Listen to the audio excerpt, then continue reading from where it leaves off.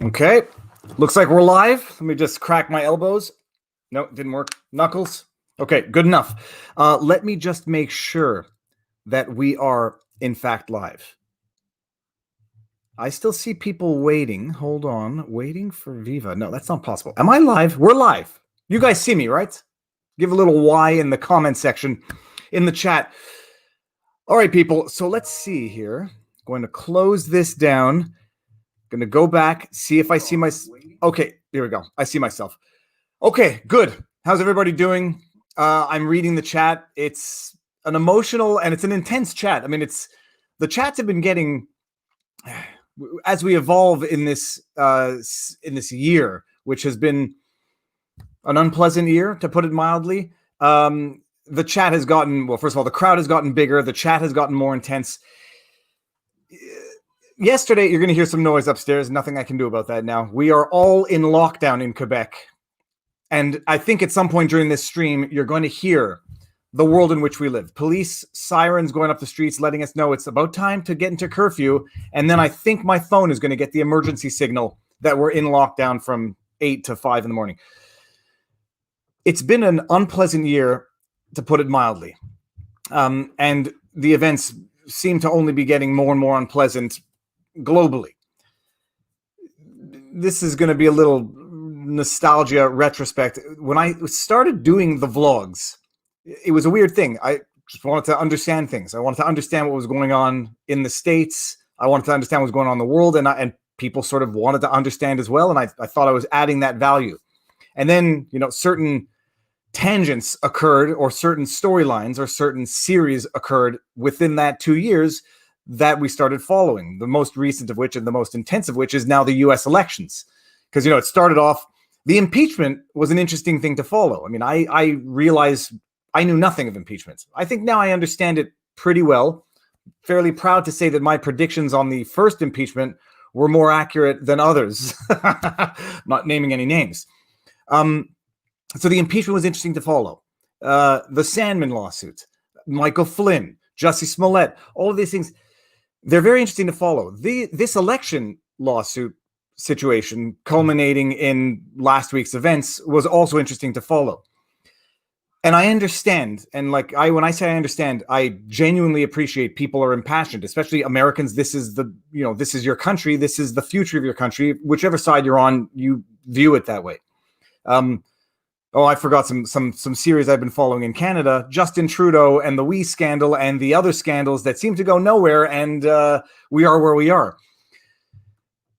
This channel has always been a place of, I like to think, mutual respect. I think it is, and if it isn't, I may have failed. But this is supposed to be about respect and dialogue and understanding, and I understand it gets heated in the chat. Do me the respectful thing of trying to keep it, if not civil, remotely civil. Fight, call names, whatever. We're all adults, I think, as far as anybody knows. But don't cross certain lines in the chat. We've seen what's going on now, what people use as a pretext to sanction. That, and I also, this is a channel where we explain things, we go through things, I think without an angle. We know Robert Barnes politically. But we should all respect that. And, yesterday I posted something on my community in YouTube saying, the world is an unpleasant place at times, and discouraging and suffocating and overwhelming. But I'm not the best at following my own advice as far as the serenity prayer goes. Lord, give me the wisdom, the courage. Lord, give me the courage to change the things I can. Well, whatever. I forgot sake. I messed it up. It's the serenity prayer, and to accept the wisdom to know the things that I can change. I'm not good at following that advice, but I'm decent. But I think at the end of the day, I've said it many times in all of my previous vlogs. Hate is an all-consuming force for the person who feels it, whether they're justified or not. That's the other thing that people sometimes forget. Whether or not you are in fact justified in feeling hatred, it is nonetheless a consuming force. And so it's the toughest thing in the world to fight the urge to feel hatred, even when you might be justified in feeling it. The heck was I going on about? I've missed a bunch of super chats. Okay. Let me see here. Do you get the gut feeling you are watching and listening to history right now? I've got that feeling the entire year. We are living through history, and it's only getting more and more historic. I wish I can live long enough to see how it's going to go down and how it's going to be remembered and how it's going to be interpreted. Because when you're in the present, it doesn't give you the best. It doesn't give you the best appreciation of the present.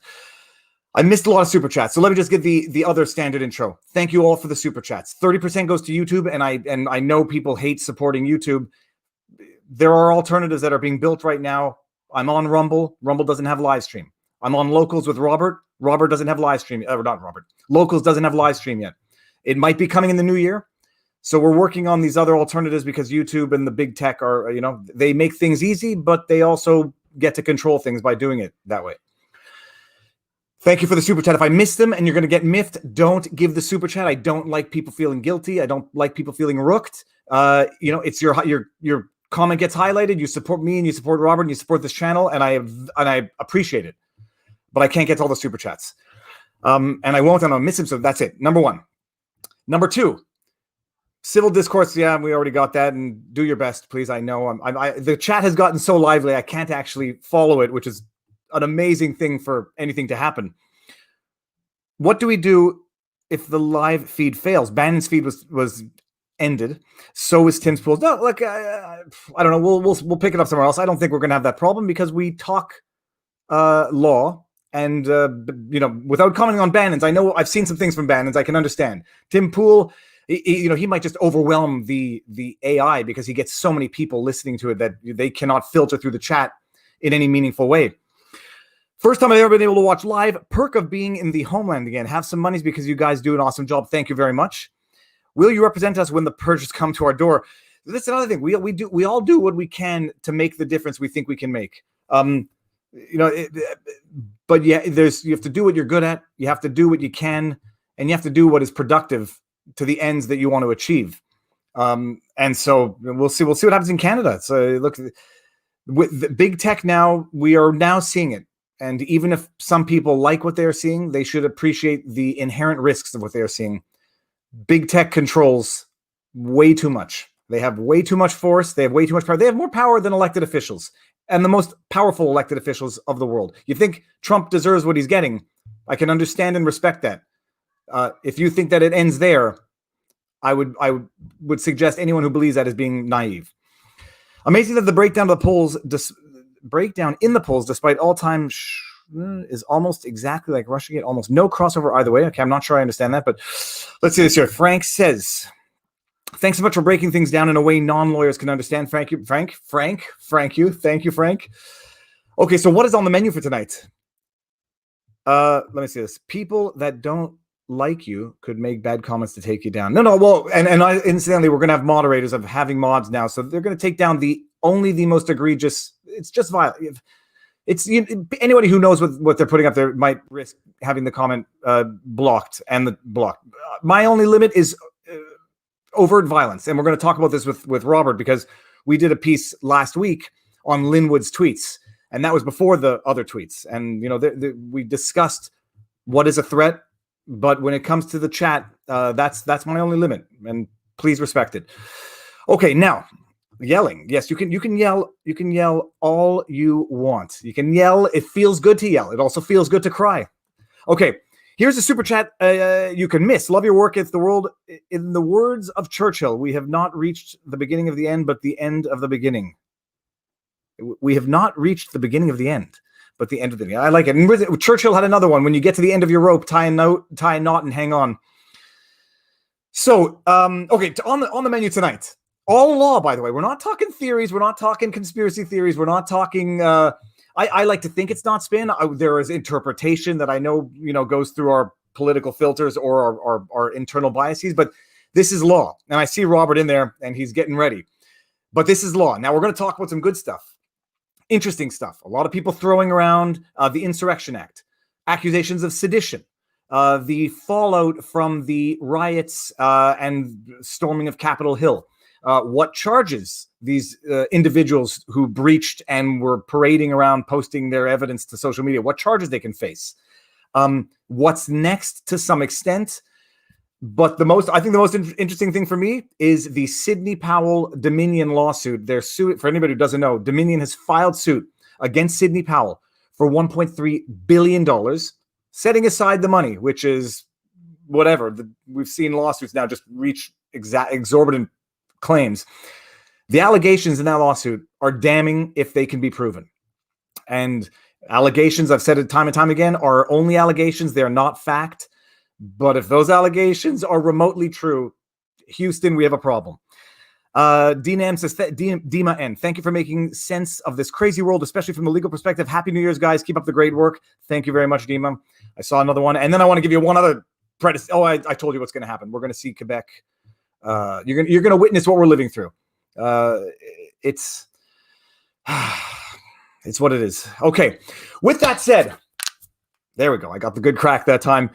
Robert's here. Let's bring him in. Robert is looking good, looking dapper. And the one thing, Robert's optimism and Robert's cool mind actually rubs off on me, if only for the 2 hours of the stream. And then it's right back to OCD neuroses for the rest of the week. Robert, how you doing? Good. Okay, so you're back home, it looks like, by the backdrop? Yeah, here in an undisclosed location. No, in Las Vegas.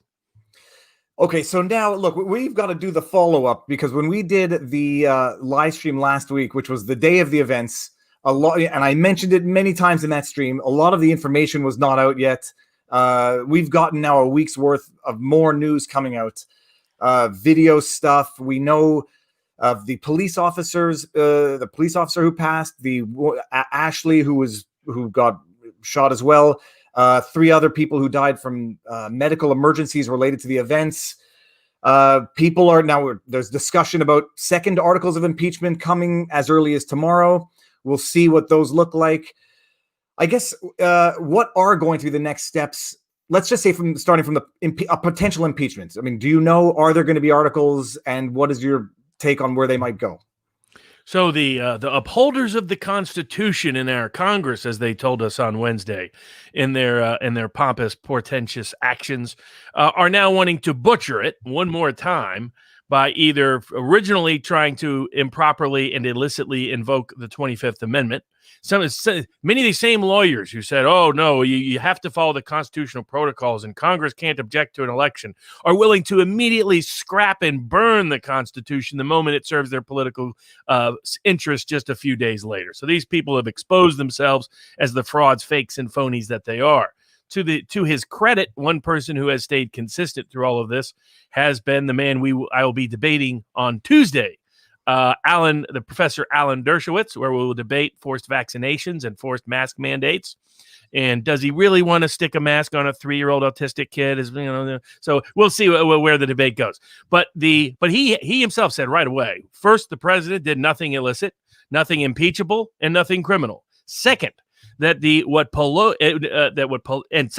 happened at the Capitol was more like a riot and disorderly conduct and maybe trespass, but by no means was it a coup.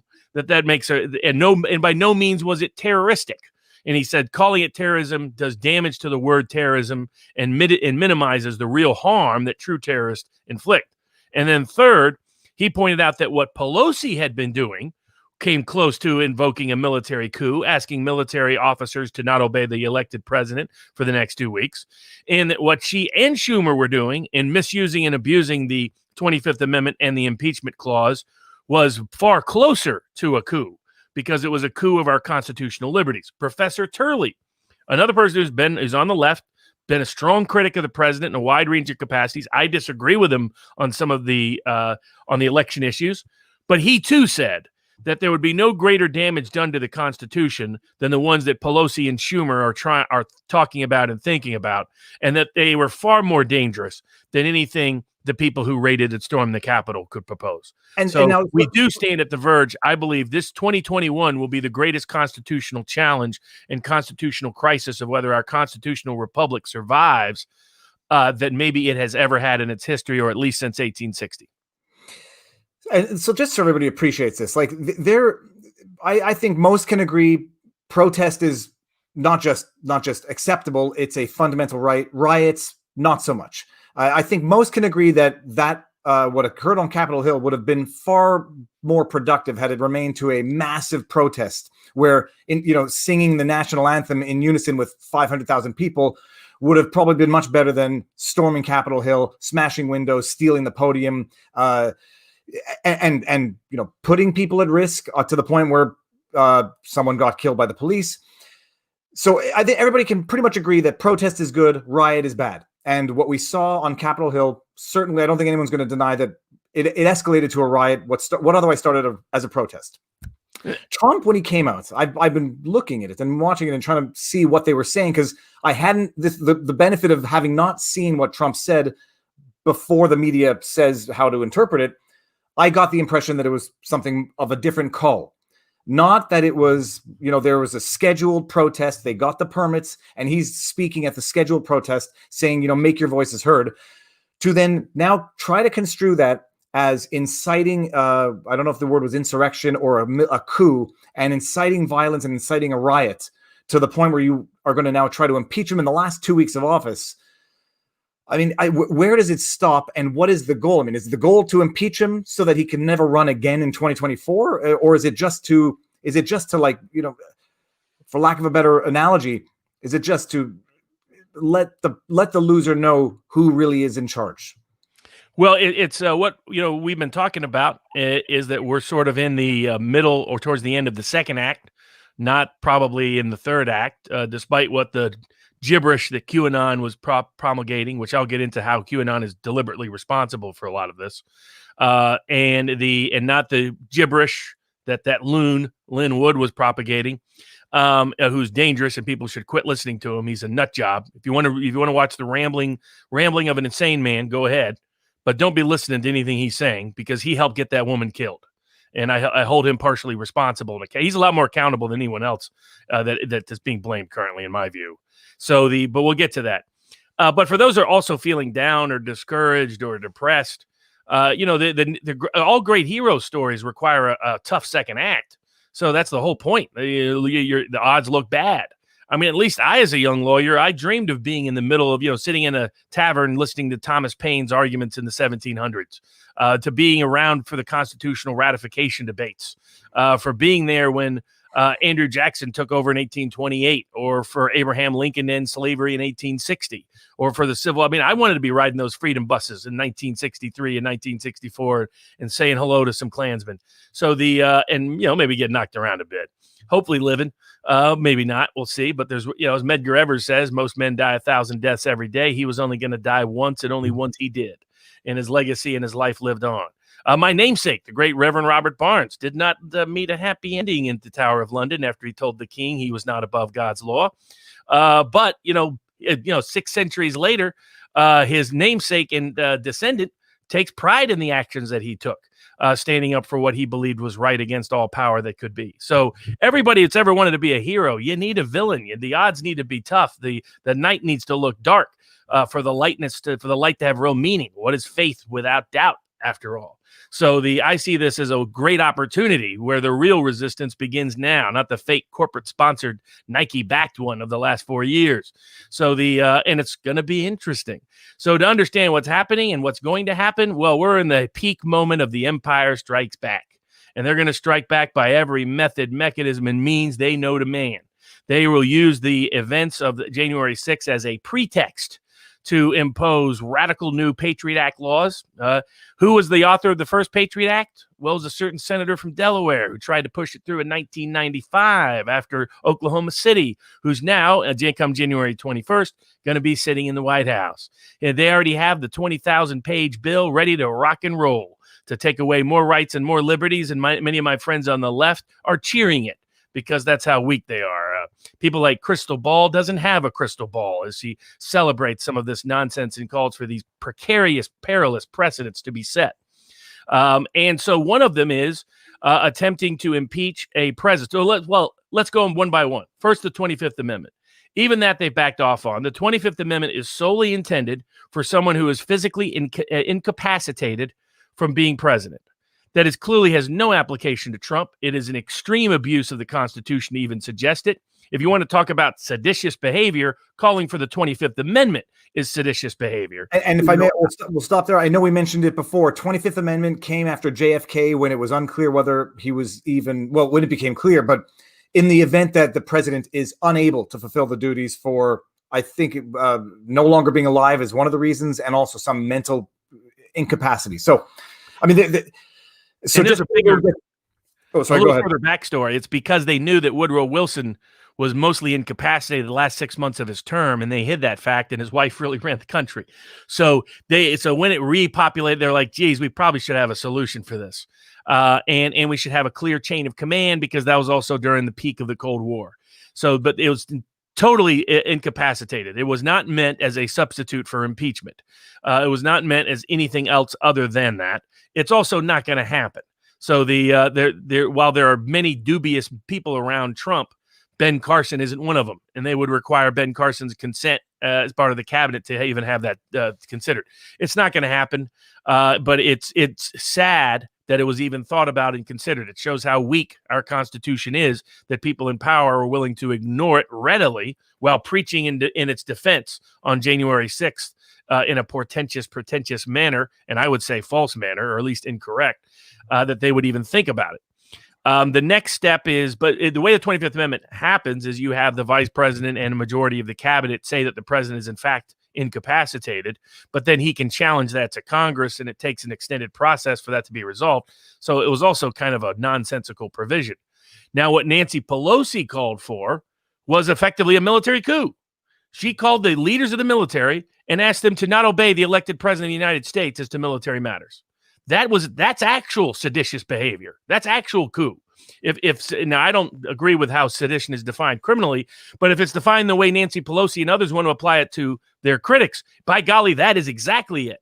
And Nancy Pelosi would be 20 years in federal prison. So this is why they shouldn't be opening these doors. I hear the discussion, and I've heard people make the exact same point. Now, because things have been so weaponized, and let's argue that there's let's not argue. Let's agree that there's a double standard. Is anyone seriously talking about holding Nancy Pelosi accountable under those accusations, or just a political pass?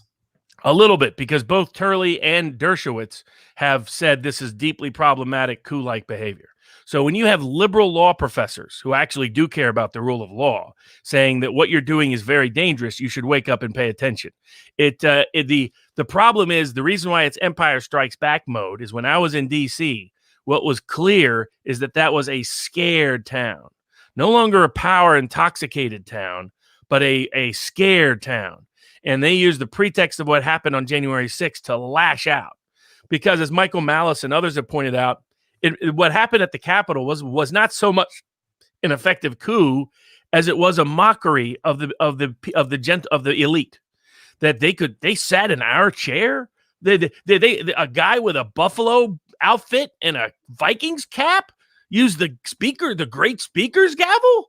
They're just in horror. They don't respect us, royalty. Who are these plebes?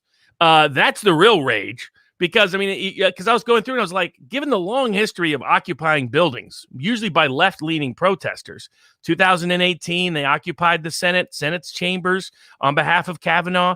2017, it was either 2017 or 2018. It was 2018, early 2019. They occupied a bunch of chambers where AOC was cheering them on. And now she's saying that everybody who occupies a building must be, dealt with summarily. But she was on tape cheering them on for occupying even Pelosi's offices.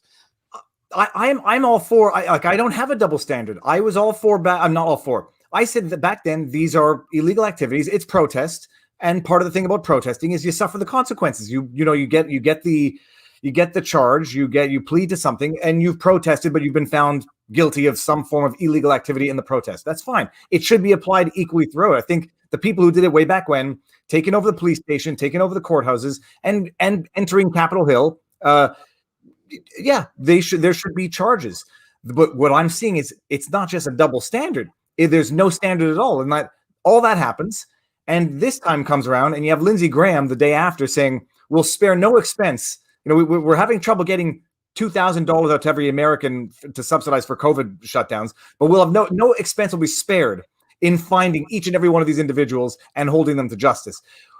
So I think that would have been overkill in any of the circumstances, but there should be an equal principle applied in all of them when there simply isn't. And I look back on that and I think, how does anyone tolerate this? In the same way, like, how does anyone tolerate this? But other examples are, Bernie Sanders is calling them, and others are calling them domestic terrorists. Well, Bernie Sanders ran a presidential campaign bragging about how he illegally occupied the University of Chicago buildings when he was there in the civil rights movement. So, I mean, we got to have one standard. If trespass is equal to terrorism, then Bernie's got to go to prison for a while. So, I mean, this is dangerous concepts they're getting to. My own view is that trespass should be treated as a crime, but treated the way it's normally treated, which is as a minor crime. That anybody who commits violence, treated accordingly. If you commit an assault, there's criminal laws that prohibit that. What we should not be doing is labeling any of this terrorism. That's a major dangerous path to go down. It minimizes what real terrorism is about. As Dershowitz pointed out, terrorism is when they're chopping off heads and sticking them on stakes and putting videos up for it. The terrorism is not somebody sitting in the speaker's chair. And let's distinguish the two. And it's very dangerous that they're going down this path. But they want to go even further. Not only do they want completely disparate standards, they want to apply them in different ways because, like, there were plenty of people. So let's go through some of the risks. So for the president, risk one, 25th Amendment, highly unlikely. Second risk, impeachment. He has not committed an impeachable offense. Two aspects to that. One is the impeachment, in my view, continuously needs to be a criminal act or it's not impeachable. Still stand by that. I haven't changed my view on that whatsoever. Second is he didn't commit a crime because there's talk of criminally prosecuting him as soon as he leaves as well. I was watching the news this morning, Canadian news, and I see that a panel of 4 people. You would think, and I don't like using inflammatory rhetoric, you would think we were watching the vengeful going after politicians after they leave office, their family, their daughters. I'm listening to this panel talk. Then I find out that one of them talking is from the Lincoln Project, but they're talking about that he's going to be. They should go after him federally, statewise. Go after his daughter, his son, everyone in his entire family, and he's misery for the rest of his days. I'm paraphrasing, but not that much. It's shocking to see. The question is just, on the one hand, when does it stop? What's the solution and where does it go? But yes, so the charges that Trump, they say 25th Amendment, no go. Impeachment, I think we all agree on that. Is there even time to hear the arguments for impeachment?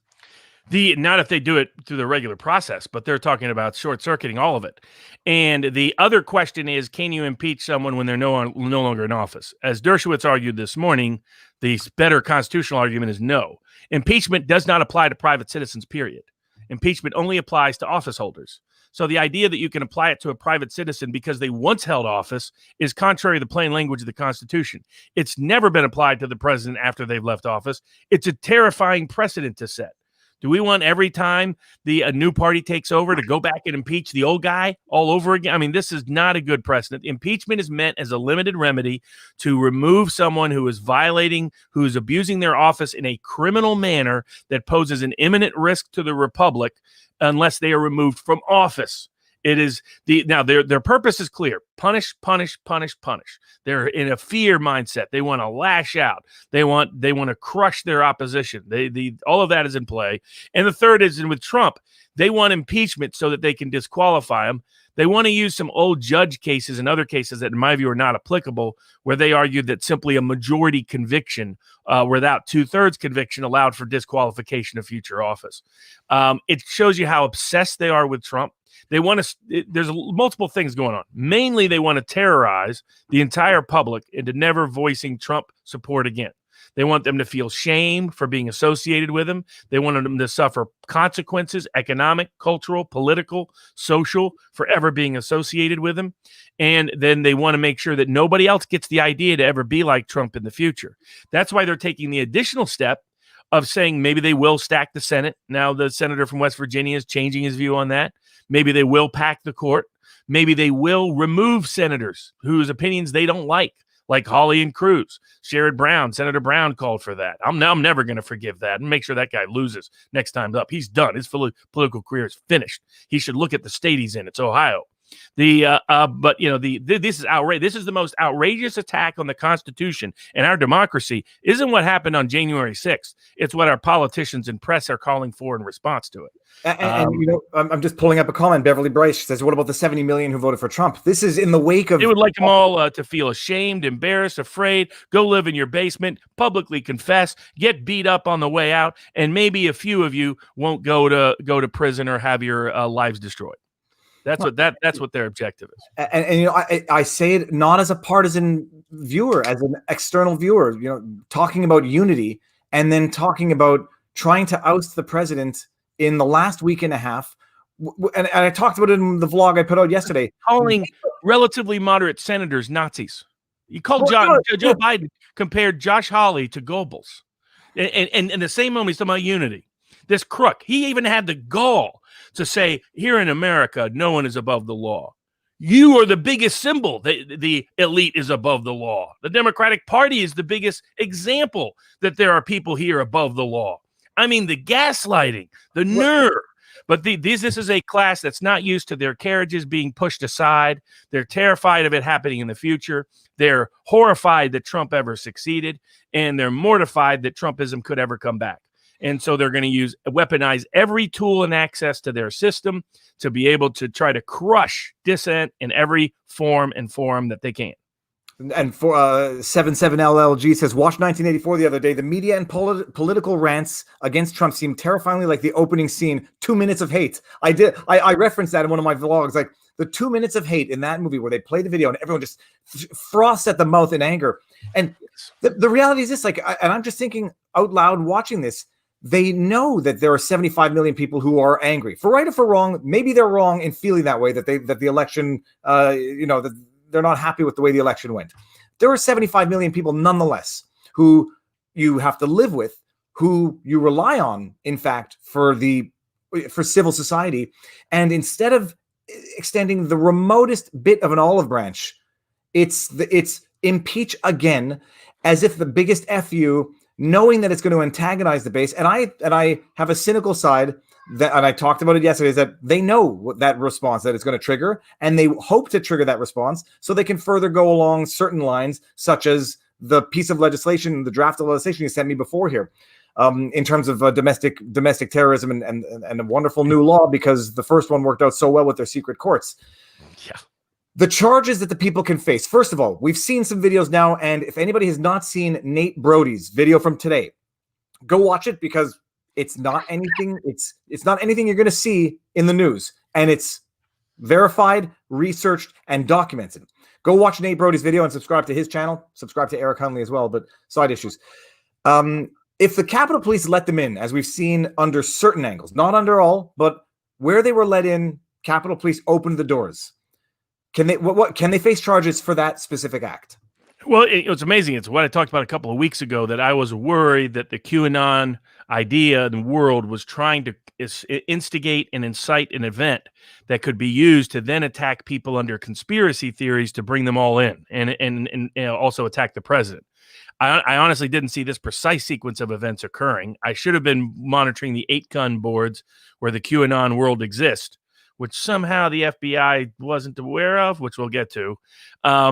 Because clearly this is what they were calling for, and that you could not damage and discredit the president more, the president's movements more, the president's supporters more, the president's election challenge more, the cause of constitutional populism or constitutionalism period, or constitutional liberties in general, than what they did.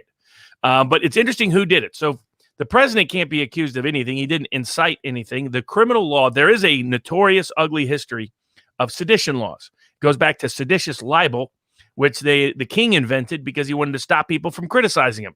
And he wanted to make it a crime if you did.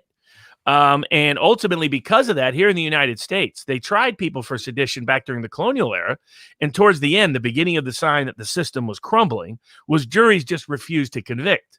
They did the same thing in tax context. The famous Patrick Henry case was, give me liberty or give me death, the defense, was that they found the person guilty of not paying the tax. They just, back then, they could control sentencing, and they issued the lowest possible fine. So and that's why we have our First Amendment. Our First Amendment was in response to these kind of laws. And despite that, it didn't stop John Adams from trying to pass the Sedition Acts of 1798, of trying to punish his opponents, to try to criminalize press that was critical of him. Those laws ultimately would not last past 1800, and Thomas Jefferson would pardon everybody who'd ever been charged with under that law as an unconstitutional law. It would come back again in 1918. No surprise there. World War I, new excuse for why we have to punish dissent, and that's where the current sedition conspiracy language comes from, those old statutes. The Supreme Court, as usual, it's a war, time to stick our head in the sand, forget the Constitution, and that's what they did. They approved convictions of labor activists. And this is to my friends on the left. Do you think they're not coming for you next? Wake up. This has most commonly been used against the left more than the right historically in the United States and around the world. They did it to Eugene V. Debs. They convicted him on an absurd prosecution. Before I forget, because you say, do you not think they're going to come for you next? And this is the thing about the freedom of speech argument as well. The leftist politicians and leftist entities were going after Zuckerberg. I saw the tweets and I couldn't even understand what the angle was, but they said, oh, look, Zuckerberg is now turning code to please his political masters, the Democrats who are coming into office. And I thought they meant it in the sense that it's a political savvy thing to do. They were criticizing him in that they don't think he did enough back in the day to censor, and now he's only doing it to please the Joe Biden administration coming in, and they're turning on Zuckerberg. It's an amazing thing where even Zuckerberg, who is now censoring, thinking that he's now going to please somebody, will inevitably be found will be an object of the very same retribution that he is now inflicting on others, and everybody should appreciate that the revolution eventually eats itself. But okay, sorry. Exactly. Well, so ultimately, the Holmes and Brandeis started realizing that they had gone too far with the Sedition Acts, wrote some dissents, but they were the only ones. Then, the war ends, and of course, they take the books, they eliminate the Sedition Acts from the laws. That was in part thanks to a lot of populist what we'll call then progressive Republicans, aligned with some populist Democrats who helped get rid of that legislation. And they, in fact, started investigating the war machinery, and there were some great committees in the 1920s, some great populist politicians that did that. So there is a history that when the state goes too far in America, there's a populist rebellion against it soon thereafter. The last two times they tried this, 1798 and 1918, it led to populist rebellions against those precise laws just 2 years later, that would eliminate those laws from the books for decades. But finally, the Supreme Court, people don't know this, the original libel claim brought in New York Times versus Sullivan was written using the language of old seditious libel. And so they not only clarified the law of defamation in New York Times v. Sullivan, they finally made clear that sedition statutes are unconstitutional, period, whenever they're applied to speech. This was followed up in the true threats jurisprudence and by Brandenburg versus Ohio. So going back just to what they could charge president with, did President Trump give express, direct action inciting people to do unlawful activities that were going to be performed imminently? The answer is no, no, no, and no, and they need all four. So what the president said is, let's have a peaceful protest outside the rally where your voices are heard. What he did not say was, hey, will you go break into the Senate and the House, completely destroy my career and reputation, completely wreck the ability to make an effective argument on the election issues, completely distract from all these issues and damage my cause? No, he didn't say any of that. People claiming he said imminent incitement are lying. I say they may not be lying because they read into things and they read what they want into it. They're mind readers.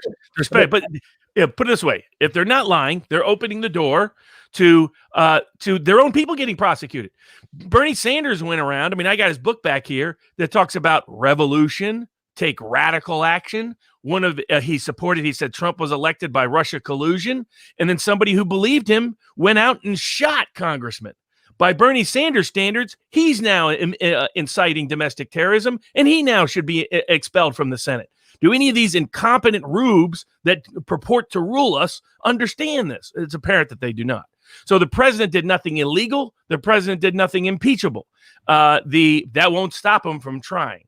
Now, the question is, like I said, constitutionally, I do not believe they can impeach or convict someone who is no longer in office. They're going to raise apparently a new constitutional set of issues if they try.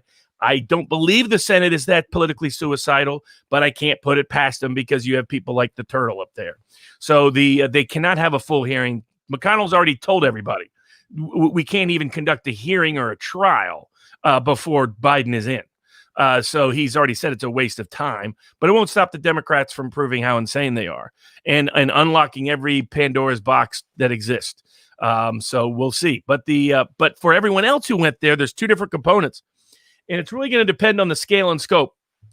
Are the prosecutors smart or are the prosecutors stupid? And that's an open question when it comes to the federal prosecutors in this country. Because if they're smart, what they will do is they will only look at the people who have participated in the initial breach or participated in clear violent action. Because here's what happened. You had a small group of people at the Capitol who were the ones to breach all of the security, who chose to do so before the people listening to Trump could even get there, likely because they were afraid that if those people were there, they would stop them from doing it. Like as soon as Alex Jones and his people showed up, he got out his megaphone and said, pull back, get out. Our petition for protest is on the other side. Do not do Antifa. Do not do BLM. Do not commit a crime. Do not give them what they want. And he was out there knowing that a lot of people, the Q people, weren't going to like him saying that, did it anyway.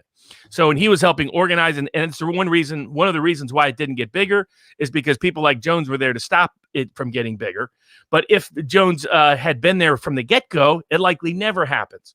So this is why the speech didn't even have a causal effect, because the people who raided the Capitol did so while the speech was still going on.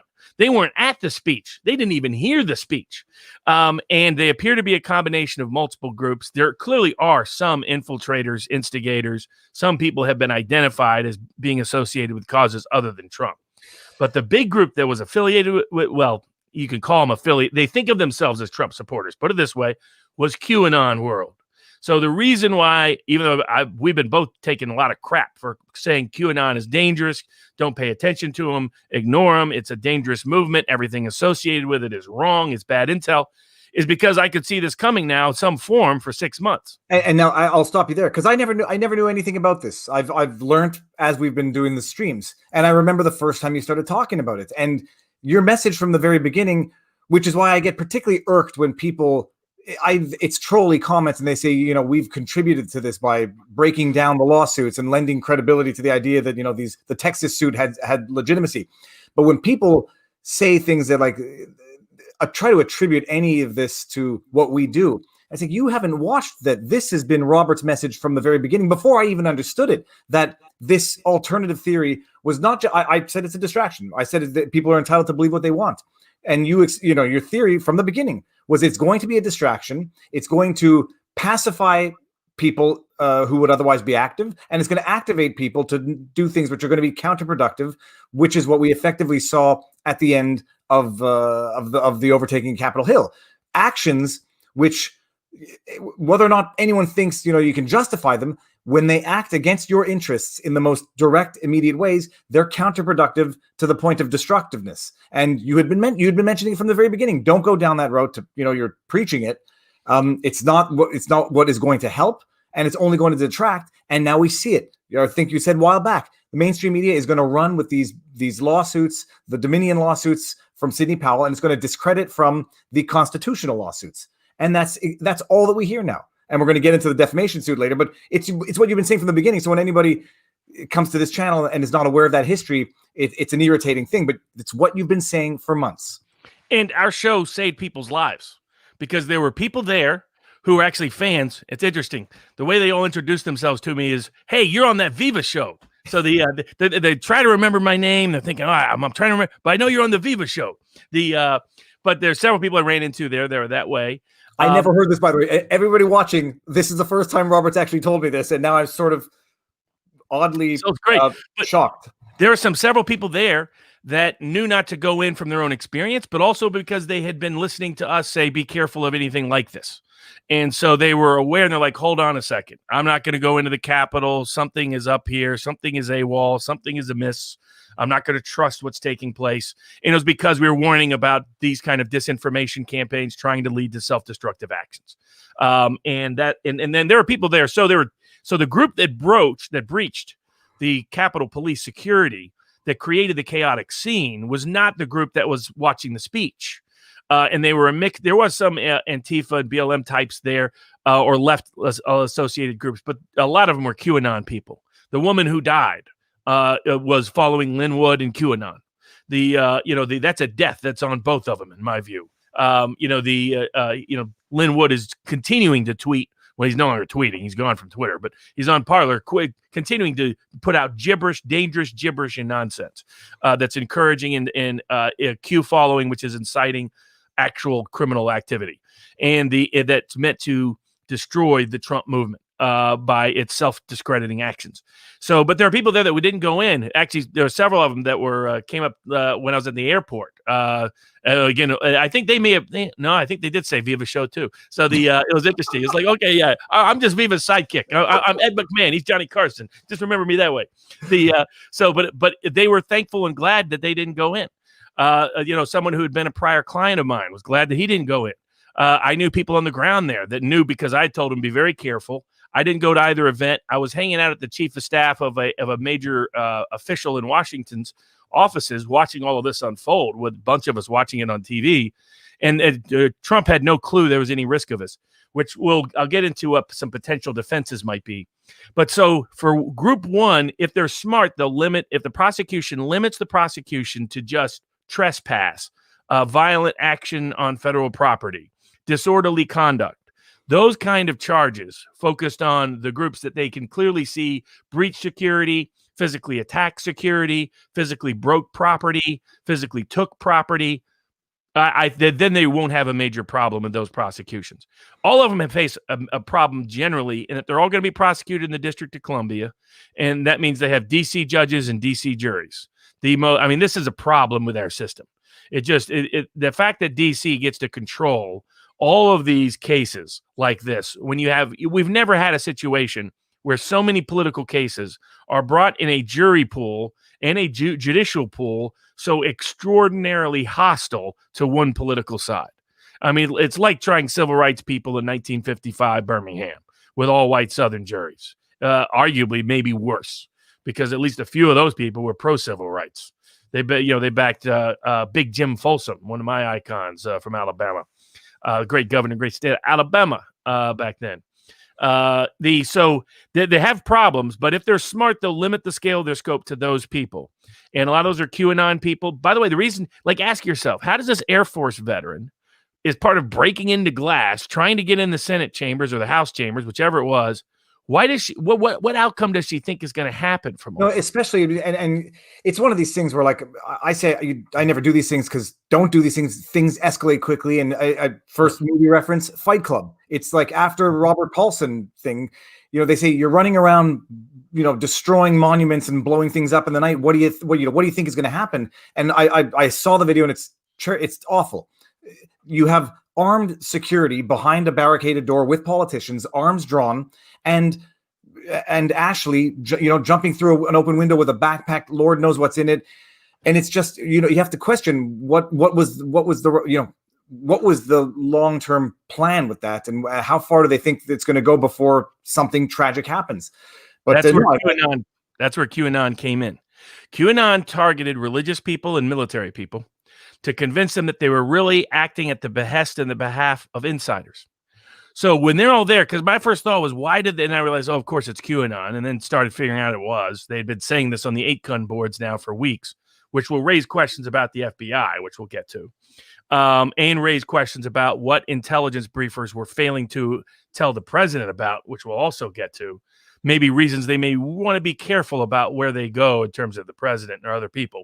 But the nature of it is, she thinks she's part of a military operation.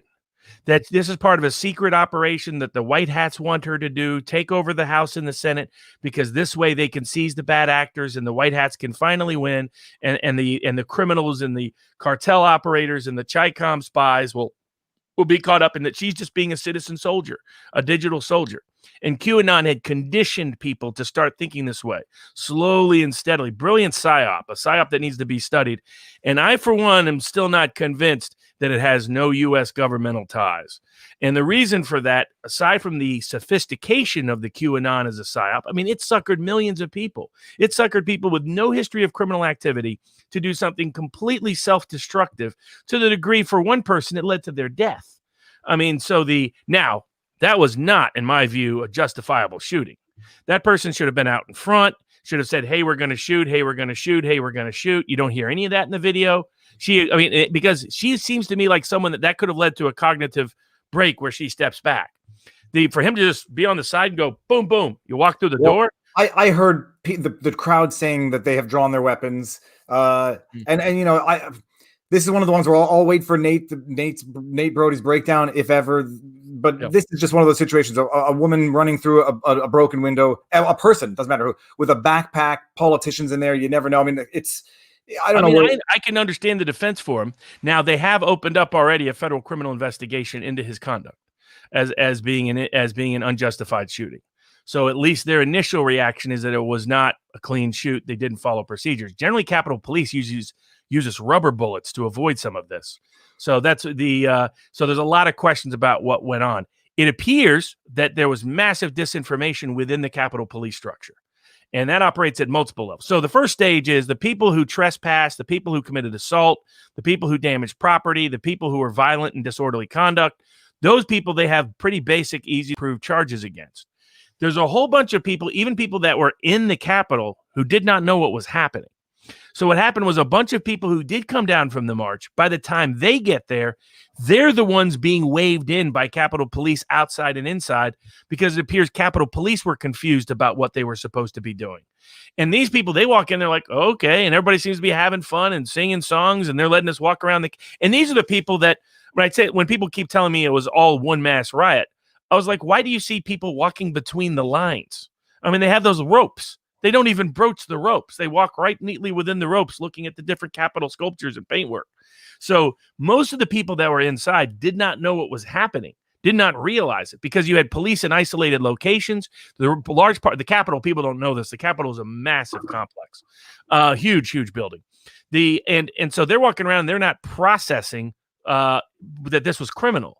They didn't pass anything that said trespass. They didn't say, for many of these people, they'd never been to the Capitol before, no idea. So I hope those people are not being targeted, because that would be expanding the scale and scope in an impermissible way. For the people on the outsides, they didn't know what was going on. Like, a lot of people were climbing the walls because it was like fun. I mean, they could have walked up the steps. The photos are misleading. They make it look like they're climbing the walls to break into the Capitol. No, it was kids just climbing the walls for fun. They're saying, hey, climb this and come up here, just because it became that kind of scene. They don't think they're doing anything trespassing onto property or anything else. And it's not clear that a lot of them were waved on by police and brought in by Capitol Police.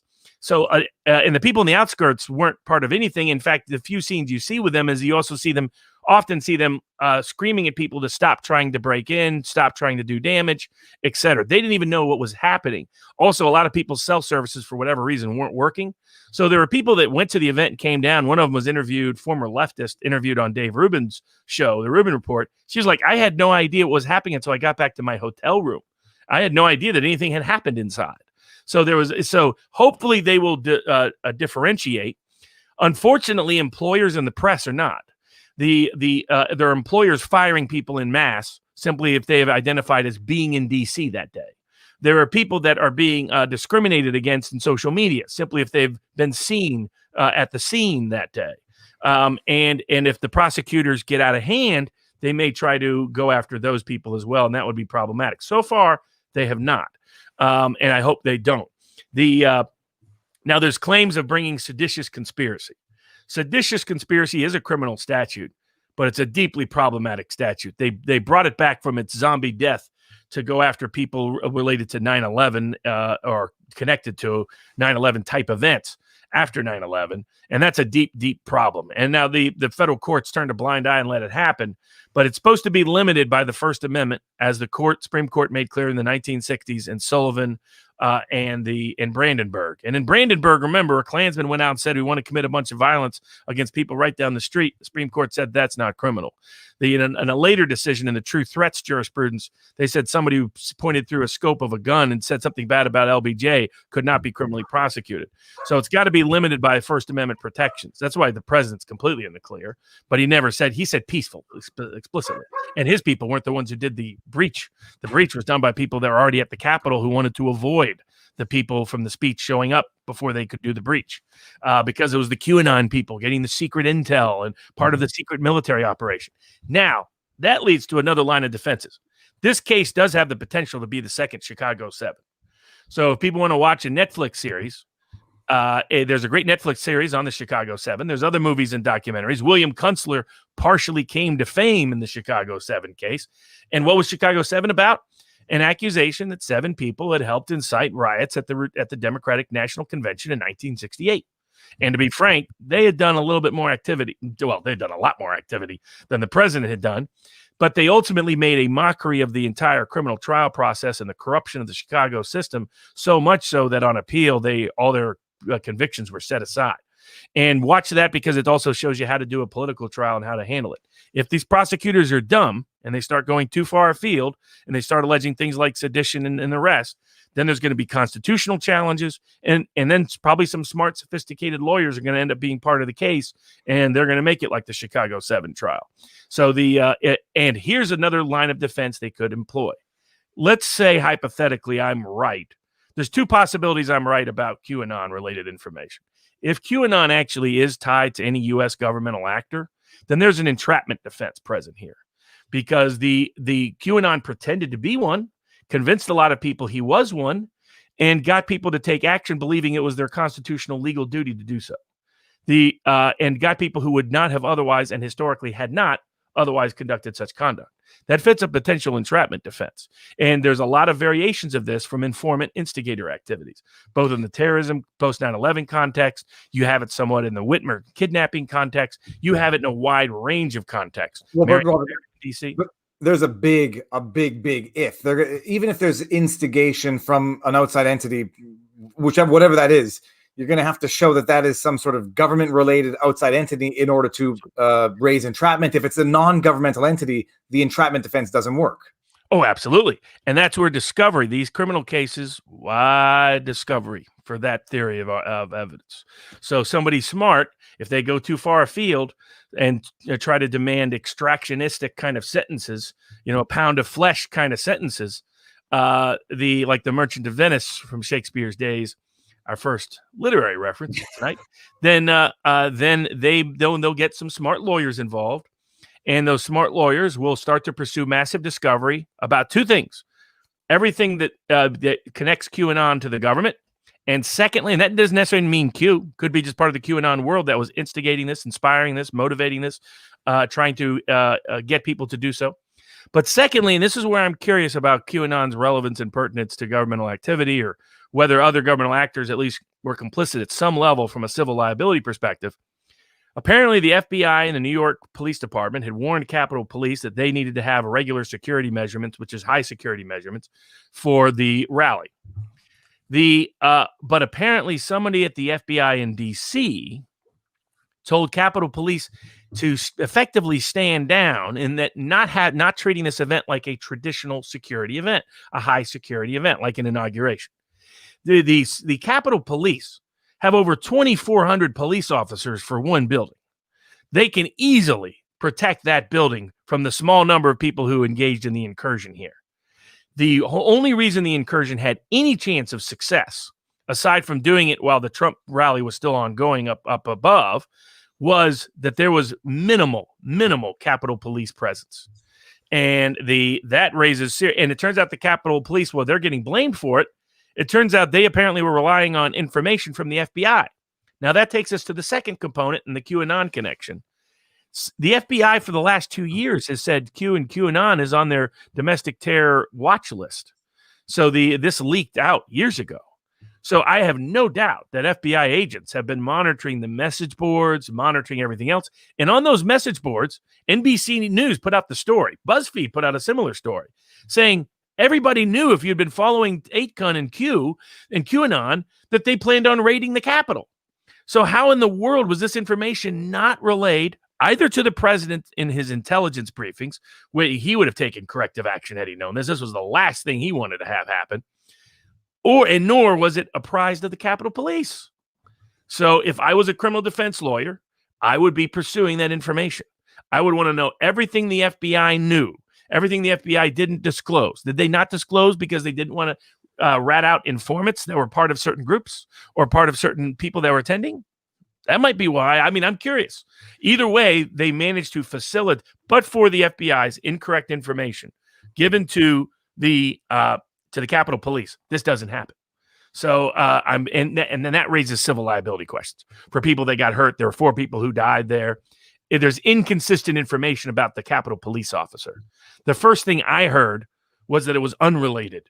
Then people in the press were saying it was related. Now we're hearing it was unrelated.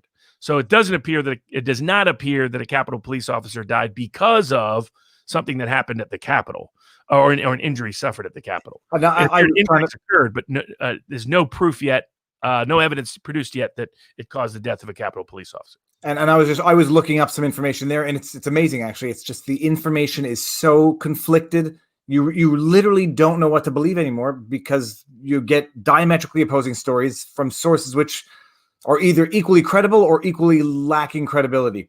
Which relates to 2 other things. Clearly, Capitol Police on the grounds were being given inconsistent information because some are trying to stop people, some are letting people through. They clearly didn't know what they were supposed to do. There was a complete breakdown of the chain of command and communications. Also, it appears that people on the inside, the House members, the senators, their security or the security protecting them, and the vice president were told a lot of misinformation. Leftist media were circulating stories that the protesters or the people that broke through had guns and were shooting them. That never happened. No evidence of that I've seen so far. But apparently the House and Senate members believed it. It may explain why that cop shot. In other words, he's hearing bombs, guns. Okay, I can't let anyone through. And that would explain his mindset. Might mean he didn't commit any criminal action, even if he might be civilly responsible for what took place. I don't like that degree of escalation of force, period. I just don't. I never have. I've complained about it in every context, no matter the victim, politically or any other reason. But so there was another source of disinformation. You see AOC propagating this on the press this morning, saying, "Oh, we thought half of us were going to die." Why? There's no evidence I've seen yet that any of the people that breached had guns. There's no evidence I've seen yet that any of them had weapons. There's no evidence I've seen that they've used those weapons. There was very little action of violence that occurred. So why did half the Senate and the House think they were about to die? Well, I mean, that is undoubtedly political hyperbole, rhetoric to stoke the flames of, to stoke everything. But the question were the Puerto Rican independence movement who actually did shoot up Congress, members of whom got pardoned by Jimmy Carter, nor is it like they were members of the people, the Weather Underground, who actually bombed the Senate and Capitol building, who were pardoned by William Jefferson Clinton. So it's interesting, the double standards present. It's not like the people who took over the Wisconsin state capitol for 2 months without any consequence. And this is where people wonder where that's going to come in. That's all going to be relevant, in my view, from 2 perspectives. One, some of these defense lawyers may bring selective prosecution claims because they'll point out other people, similar conduct have not been charged. And there again, it will depend on the scale and the scope. If they focus just on the limited group of people who committed clear trespass and violence, that's one thing. If they focus on people who just walked in and maybe should have known better, well, they're less culpable than the people who took over in 2018 or 2019 of the Capitol, and definitely the people who took over Wisconsin in 2010. So not only it opens up selective prosecution claims under the First, Fourth, and Fifth Amendment, but it also introduces as evidence to their willfulness. So if all these people are going to argue, potentially, if you're a defendant, say, look, I heard all year that this is legal because I saw it happen all across America. And I saw the press tell me it's okay. I saw Joe Biden say it's okay. I saw Kamala Harris say it's okay. I saw Nancy Pelosi say it was okay. I saw Nancy Pelosi and Maxine Waters and Kamala Harris call for more of it to happen. And the funny thing is, like, I had a family member, an extended family member, message me, a meme. It's Trump with a burning background, and it says he's almost done. And I was like, look, I can play the meme game all day. Also, it's that memes are not how one understands things, but there is a broader. There's no explaining this away. There's just a broader context in which this occurred in the last year. Now, but I want to bring this one up because the one guy had zip ties. He was arrested in Nashville. Oh, yeah, so I think the thought process was of some of the bad actors that are involved and connected to QAnon was that some of this would happen, that they would kidnap people, that they would hold people hostage or something else. So the reality was they didn't have enough people willing to take proactive action. And because so many of the people there didn't want any of this to occur, they couldn't get away with it. Whereas, frankly, if this had been an Antifa or BLM, they likely would have got away with it because people would have been more willing to embrace it. They've been willing to raid buildings, burn, loot, anything else. So they didn't have an audience that was willing to really embrace it. As capital occupations go, this was one of the less consequential. Well, and I'll say, just so there's no misunderstanding, a dude with zip ties breaking into Capitol Hill, there's going to be appropriate charges, and there's no justification, and there's no but for that. No but. Absolutely.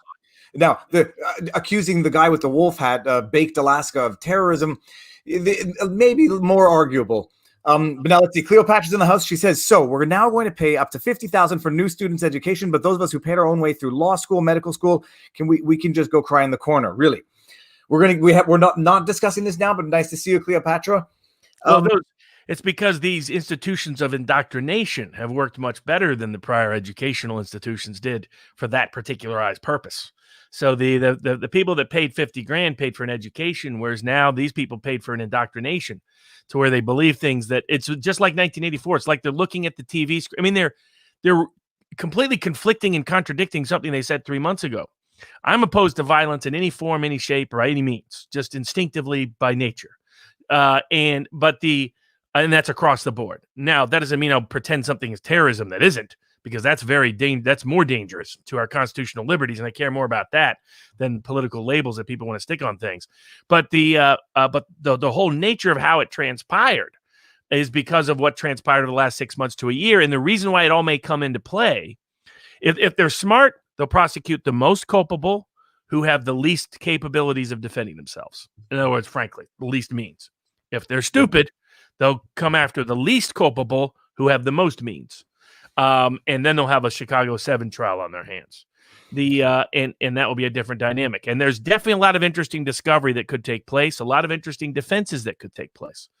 So it would be interesting to see if they were smart, they would just wrap up a lot of plea deals, 6 1-year kind of things. It's a real serious threat they can deal with in different manners. Maybe more serious sentence, but there's only a few of those. You know what I mean? Like, your Baked Alaska is like a journalistic kind of guy who goes around and films this. He used to work for BuzzFeed back in the day. So the idea that he was there to commit any kind of terrorism is absurd.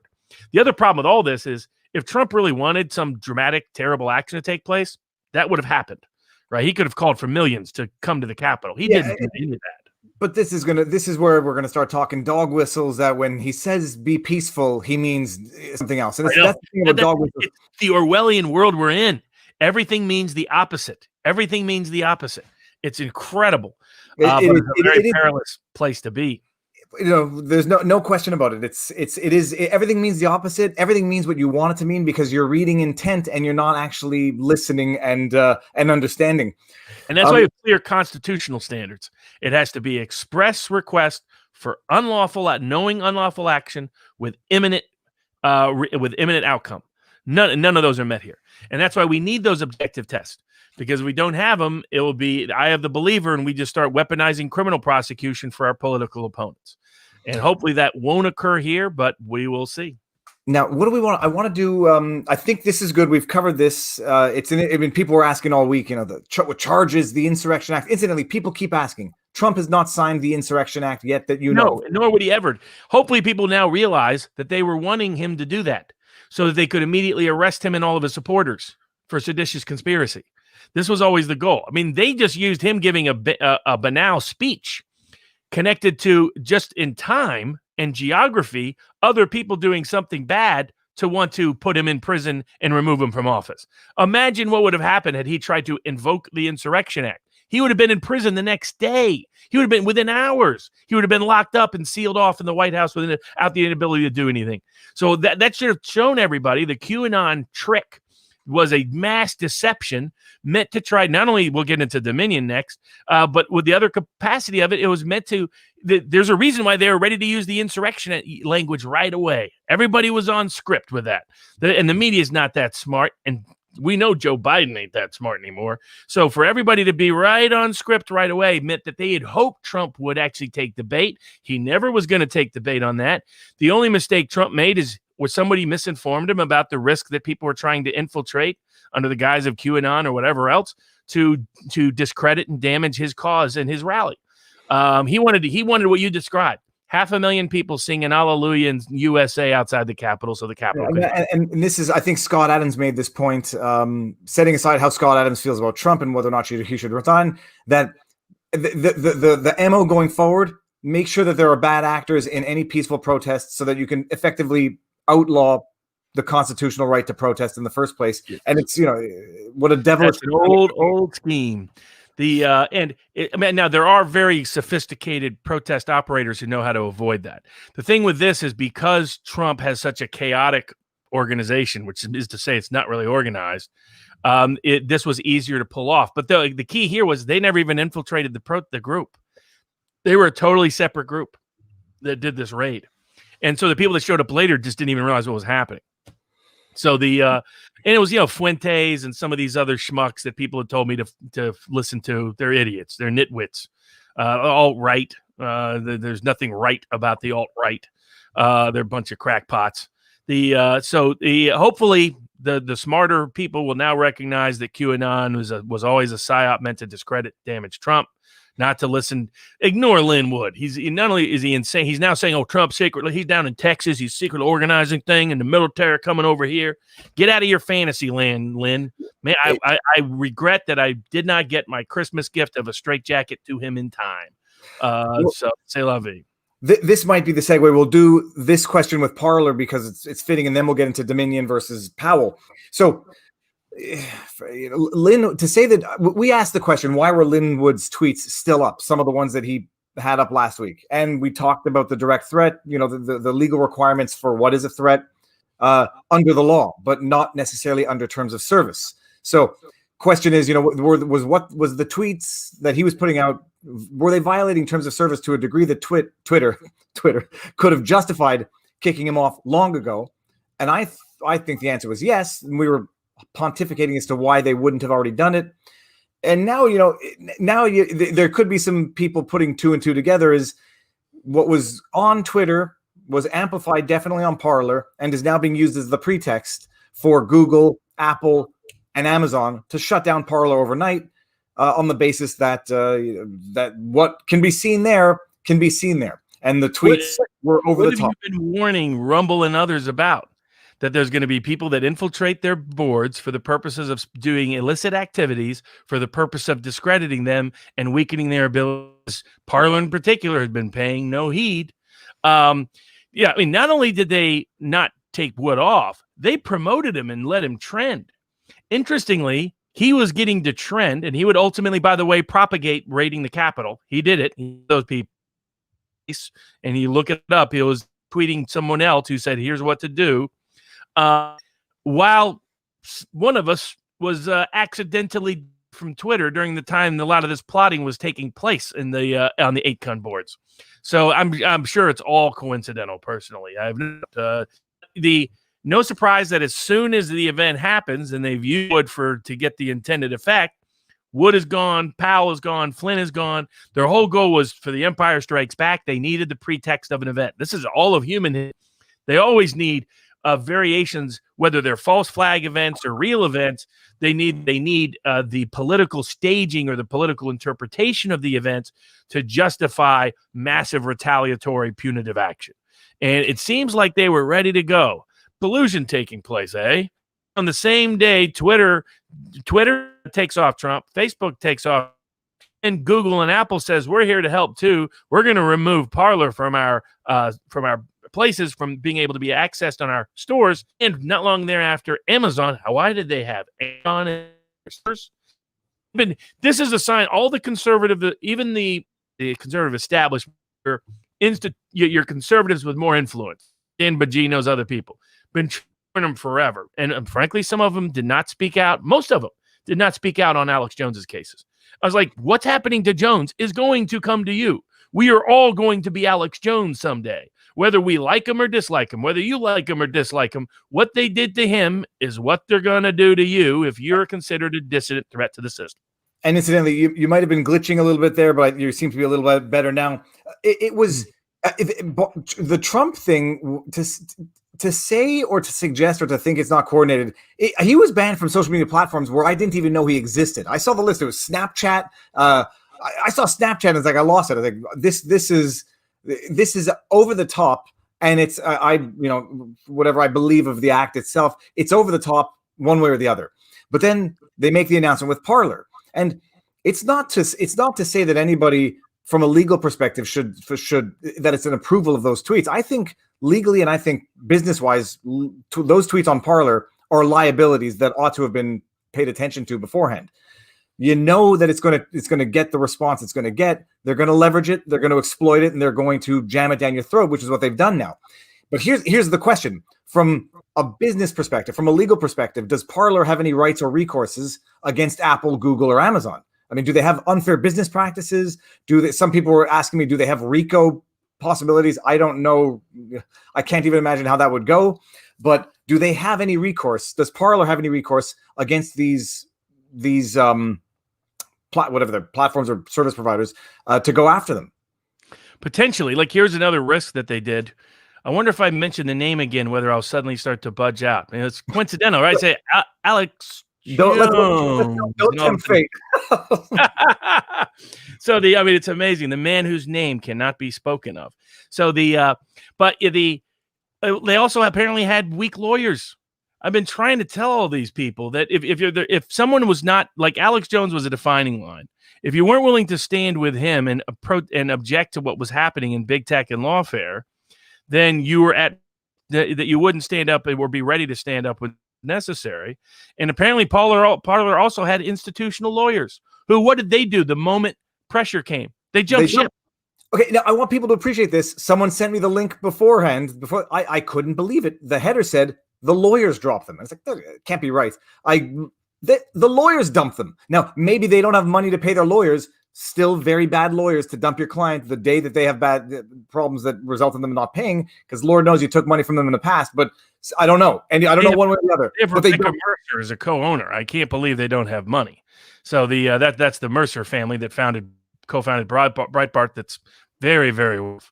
So it's because Steve Bannon, same thing. I've been trying to tell all these people that what happened to Jones is a template for what's going to happen to them. So be prepared. Be prepared with legal defenses. Frankly, I told people in Trump world that, and they weren't ready for it either. Be prepared for everything that's coming down the pipeline. See what legal defenses you can mount, but also have backup technology in place. That's why we created the Locals Board, to be someplace the most outside of big tech control as is practicable in the modern era. And people can go Viva, barneslaw.locals.com in case we disappear from the social outlets some future. I'm not going down. I'm not going anywhere. And if it happens, I'm not going down without a fight, because I'm not bending over or bending the knee. I conduct myself in a manner at all times that I think should never warrant unpersoning. So I'm not tempting fate. But yes, it is a terrifying age and era when big tech can remove the president of the United States from communicating directly to the citizenry.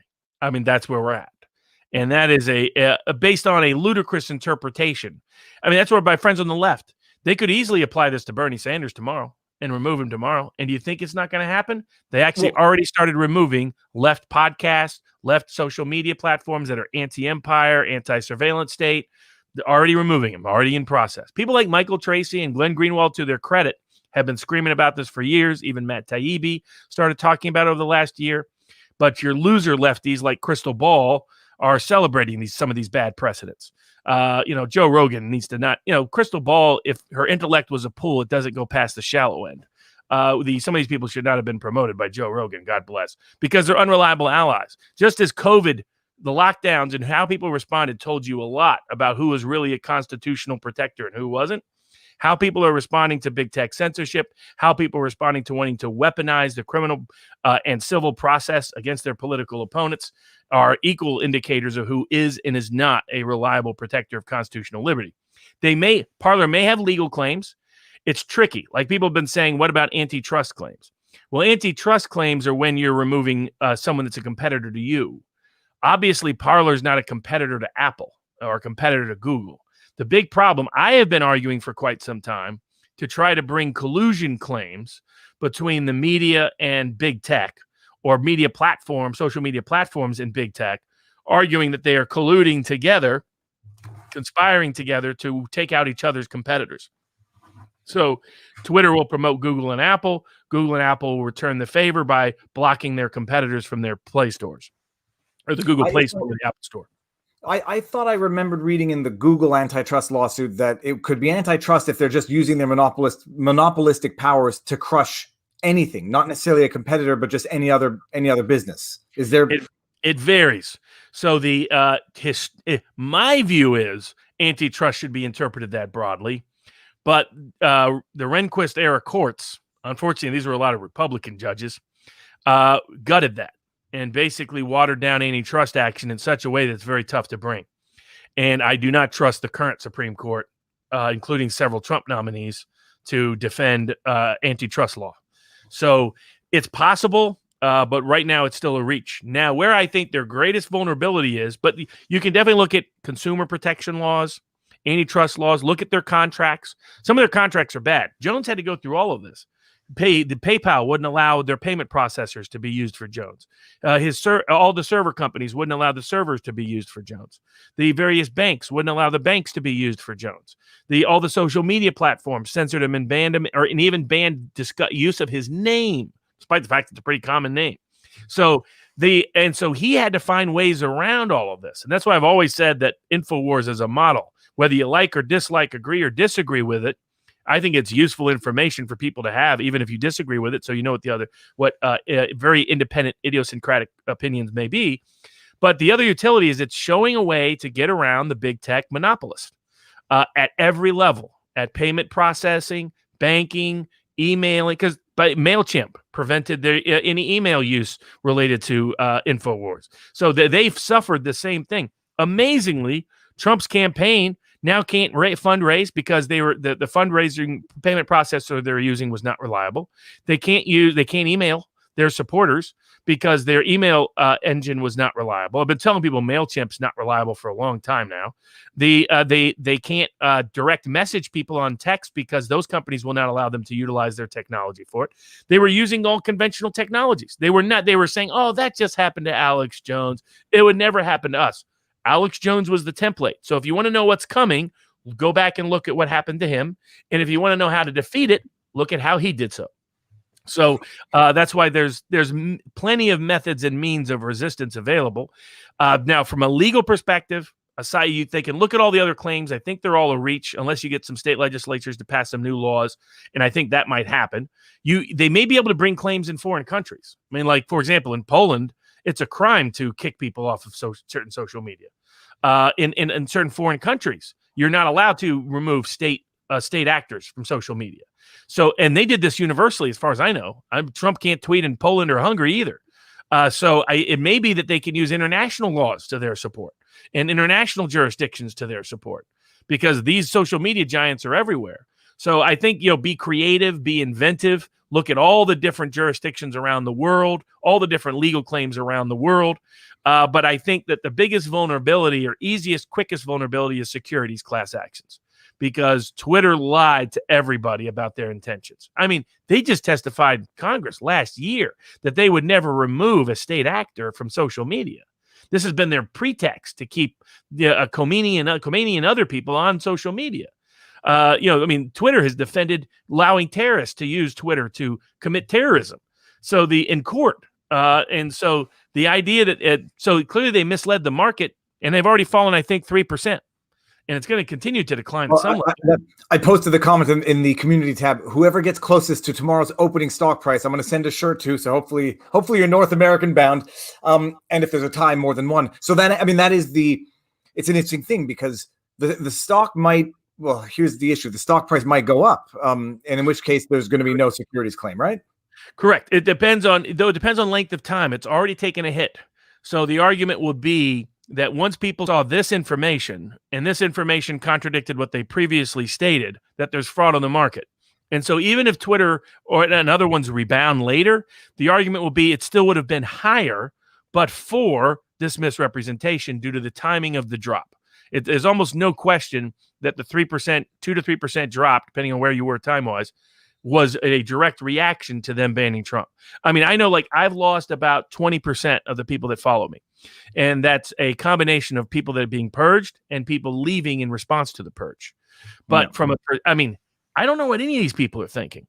From an intel agency perspective, the great utility of all these social media engines, because they have a lot of CIA-backed support and other intel agency support, is the mass information they're able to gather. They are forcing the entire 75 million plus Americans, plus people around the world that are on this political side of the sort of populist liberty side of the aisle, to start using new technologies, figure out all the ways to use blockchain, figure out all the ways to use Bitcoin, figure out all the ways to not use Facebook, not use Twitter, not use Google. They're going to substantially damage their market brand, substantially damage their customer base, and hopefully they should substantially damage their stock value. Their stock value doesn't go up. I'm mighty curious who's buying that stock. Put it that way. Well, so some theories are going to be some other countries, some other investors, the same ones who own Twitter. Well, the same ones who already have a big stake in Twitter. Yes. Interesting question. We entered a contract with Parler, and Amazon is preventing us from accessing the contract. Can you have third-party tortious interference? You should, but there's two issues. There's Section 230 can apply in crazy ways in this context. The second, I looked at all of this for Jones, and it's tough to bring legal actions right now against any tech deplatforming of any kind. And so that's the problem. That's the hurdle. So I'm still in favor. I mean, apparently Trump team is going to bring suit on the grounds that this was actually state action because the senator from West Virginia asked Twitter to do so, and the incoming vice president asked Twitter to do so. So the question is, were they actually doing something in conformity to those directions? Now, some people have asked, how is it that if you are a public forum that President Trump can't block people on his account, but Twitter can block everybody? Well, and actually, they don't consider Twitter a state actor. Trump, when he's blocking someone, is a state actor. When Twitter does it, not a state actor. I don't agree with a lot of these decisions, but it's where the law is currently. And I brought this chat up, and a lot of people were saying, very funny. They were raising that argument. Trump cannot block, but Twitter can. But it was always the case, yes. Whether you agreed with it or disagreed with it. They were not saying that they're a state actor. It was that the state actor cannot block, but we're a private company and we can block a state actor if we want. The old civil rights laws, I brought some of these claims, do prohibit private actors from acting in collusion or in conspiracy with state actors to violate civil rights. So that's where I think that now the Trump campaign still is an uphill battle. They're probably going to be, and it comes to the form and the form place you're at. And that's probably a good transition into Dominion Sidney Powell suit, because it's often who decides is often the biggest question in any lawsuit. Well, we'll get the spoiler alert out of the way. DC court or DC jurisdiction. But for those of you who don't know, she should move to transfer that venue to Texas right now. Right out of the gate. Don't take the bait of moving to dismiss. Don't take the bait of seeking discovery right away. Move to transfer that case to Texas, because she does not want. Dominion's not located in D.C. Sidney Powell ain't located in D.C. I get some statements occurred in D.C., but Dominion, to my knowledge, has 0 contracts in D.C. So under venue transfer rules in the and because they brought it in federal system, not state court, in federal court, they allow you to transfer to another federal court somewhere else in the country when that other federal court has more connections to the case. Who decides that transfer of jurisdiction? Is it the D.C. court, or would it be the court to which you're petitioning to go? It's the D.C. court. So that's always a problem. So, but that's why. But also, I would be politically, just with the same advice I gave Roger Stone. Said I would be, and he unfortunately didn't take it, and Trump bailed him out. But I said I would be contaminating that case from day one. I would be screaming political manipulation, seek every form of remedy. I would be making that case stink as bad as possible so that any judge thinks I don't want to be near this, and get it to a proper form. She actually has a shot with a Texas judge and a Texas jury. She has no shot with a DC judge and a DC jury. And so let's go over some of the allegations in the lawsuit, because it's a very damning lawsuit. It's very well drafted. It's well drafted. It takes we warned about a month ago. What I warned her people about longer than that ago. And I like it. Like, nobody can take down, nobody can undo what was said, because these are things. I'm reading this lawsuit. I was like, yep, Robert mentioned this. We were talking. It's not to make you feel good. It seems like common sense. I said that she was getting set up, and I don't like Dominion. And part of our future efforts, we'll get into this later, but people are saying, what action can we take? There's a lot of action that can be taken. Democratic constitutional conforming action that can reinvigorate the constitutional democracy. That has in fact been the long history when the rogue government actors have cracked down. What has soon come thereafter in America has been populist, liberty-oriented reform of a major category, because the people don't take kindly to this kind of nonsense. And part of that is going to be investigating everything connected to Dominion, documenting every problem it has. So anytime it seeks a contract from any state, making sure those state actors know to also take away any damages claims they have against Powell. Well, I was very critical of what Powell was doing and said this was going to happen. It's clear Dominion's doing it for politically motivated reasons, and Dominion is far from a perfectly clean actor in this or any election. So, and the bulk of the allegations, I mean, I have a problem when people go after lawyers for deficiencies in their pleadings. Some deficiencies are understandable, some are inexcusable, but you still go on. The issue here is that Sidney Powell, I suspect Linwood is down the pipeline, is being sued for defamation, in that some of the mistakes were unforgivable and were then the basis for defamatory statements, such as typos. When they mentioned 158% turnout and 178% turnout in Michigan, where it was a typo and it was actually 50.8% and 71%, that they made statements based on a mistake of the state, Missouri versus Michigan. So those are mistakes that you could forgive, but not when you've made public statements, massive public statements on the basis of those factually incorrect statements. And again, this is not a blanket defense of anybody. This is just the allegations in the lawsuit, which they're going to have to answer. The ones I have the biggest, the ones that seem to be the most damning, are the affidavits of the experts, and one of whom turns out did not have any military or intelligence experience, whereas apparently they said he did, but who's now saying they drafted my affidavit for me. I wanted to backtrack a little bit, walk things back, and they drafted it for me and said, sign it. And they basically put the words in my mouth, and those words were incorrect and defamatory. That's one of the aspects. I mean, what do you make of that particular element? Yeah, I mean, it's actually exactly what we talked about and what I predicted was going to happen. I said, when you go to QAnon and that's your sources of information, and these people are feeding you ridiculous affidavits with claims that you should know on their face, not probably true.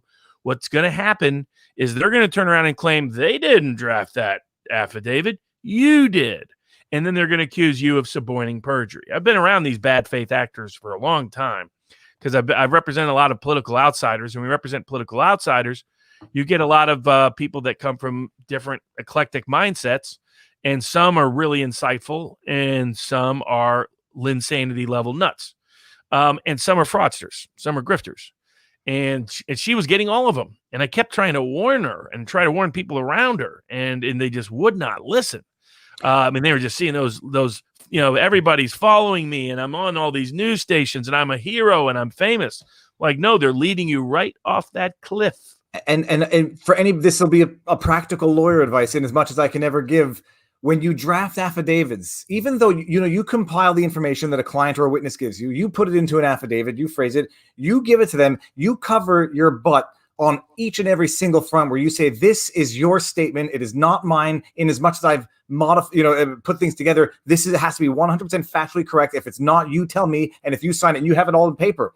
And barring that, and even then, you can sort of assume that when the poop hits the fan, the witness or the party or someone's going to throw you under the bus when everybody starts coming for everybody. And if you haven't protected yourself, you're going to be exposed. And I mean, it's true, like especially expert affidavits and other things. I remember one of the first things I learned from a great plaintiff's lawyer. He went nuts at some expert who emailed him, and he understood the old lesson from Earl Long. Never in writing, always in cash. And what he explained was he yelled him at the phone. He's like, "We're going to have all conversations about this on the phone. Everything else is discoverable, etc. And then you're going to draft the expert report. You're going to write it. You're going to send it to me, and you're going to put it in sworn form. And any issues we have with clarity of any questions, we're going to handle on the phone." Again, Sidney Powell does not do much civil litigation. Lynn Wood has done just defamation cases of a particular kind. He's not considered a high-end civil litigator in the legal world. He just isn't. He never was. They were not well equipped to handle this. It's the reason why. I mean, I was involved in deep at the president's request early on in Georgia. Several weeks was there on my own dime, my own time, and continued to help out behind the scenes on other matters. But as soon as Sidney Powell and Lynn Wood came in, I said, I'm not helping on this. I said, I'm not going to be involved with this. I said, they're totally wrong. They're leading you down a wrong path. All they're going to do is damage the cause. All they're going to do is damage themselves. And that, if I have final say, or if somebody I trust, Cleta Mitchell, fantastic lawyer, other ones have final say, but not these guys. They don't know what they're doing. And people didn't want to listen.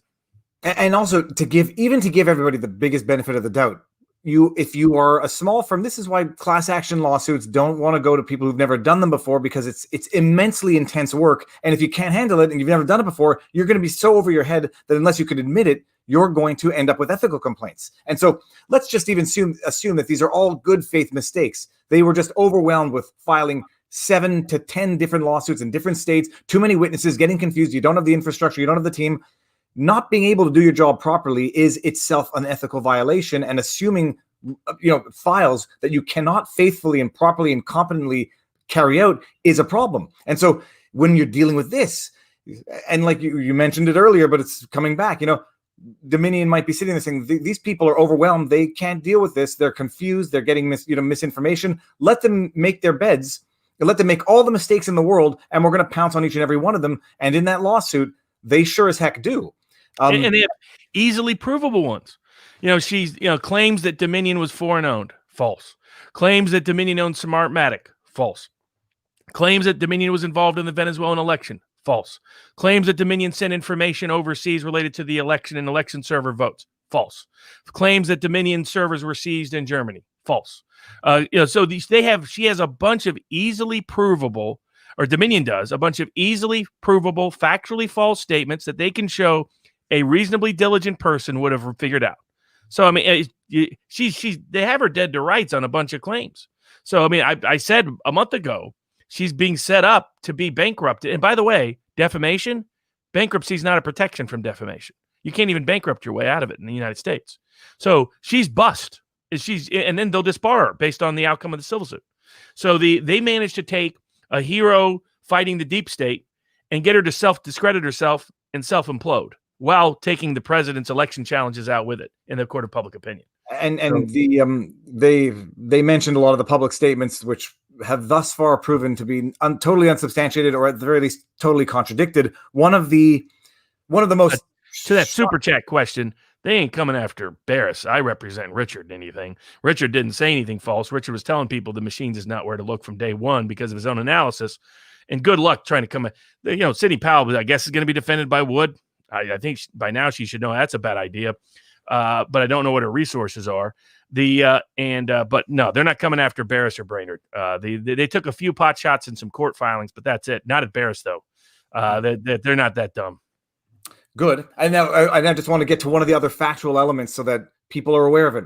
One of the things they really banged on the table on, or banged on the fact, was that 2 of the alleged statements from alleged whistleblowers or alleged witnesses were drafted identically, and they were either separated temporally or separated geographically.